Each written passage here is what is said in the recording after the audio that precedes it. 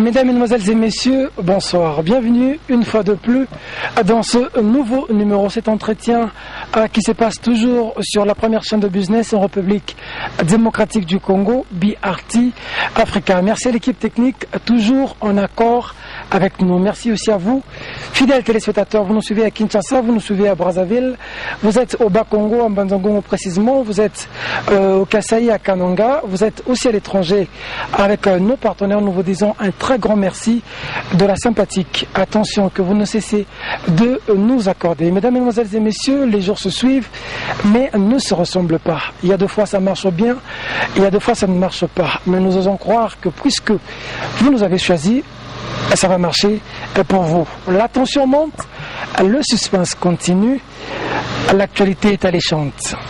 Mesdames, Mesdemoiselles et Messieurs, vous êtes sans ignorer qu'il y a eu récemment un discours du chef de l'État aux Nations Unies. Nous allons réfléchir par rapport à ce discours dans cet entretien.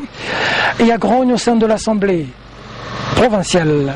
La crise continue. Nous allons réfléchir dans cette émission. Plusieurs sujets d'actualité aussi.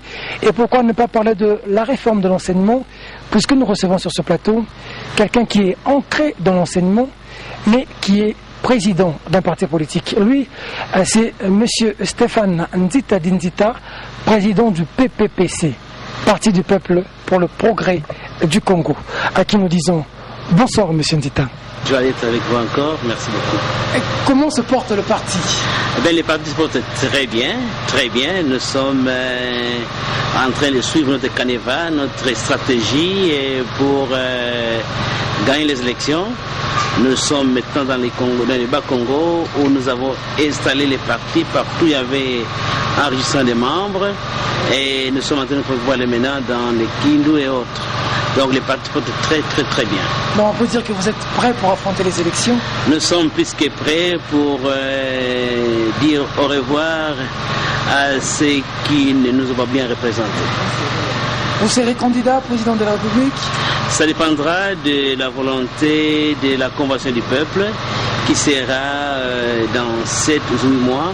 Et pour le moment, ce n'est pas la priorité. La priorité au moment, c'est d'avoir nos candidats députés locaux, provinciaux et députés nationaux. Et puis, nous sommes en train de pousser qu'il y ait des élections à partir de la base. On ne peut pas continuer dans les Congo et commencer toujours par l'erreur. Donc, nous sommes sûrs que les élections qu'on doit avoir doivent commencer par les élections locales.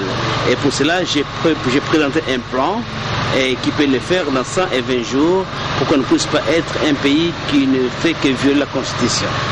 Vous faites allusion au calendrier de la CEI. Selon vous, c'est un calendrier qui a violé la Constitution? Écoutez, non, je ne suis pas intéressé de la CEI parce que la CEI, c'est de l'histoire. Hein. C'est passé, on va étudier ça dans nos cahiers d'histoire pour le civisme, pour les enfants. Mais nous parlons des élections qu'on doit avoir en 2011. Il faut que les élections respectent la Constitution, c'est-à-dire nous devons avoir les élections d'abord locales et puis provinciales, puis présidentielles. Tout ceci peut se faire simultanément et on peut le faire dans 120 jours.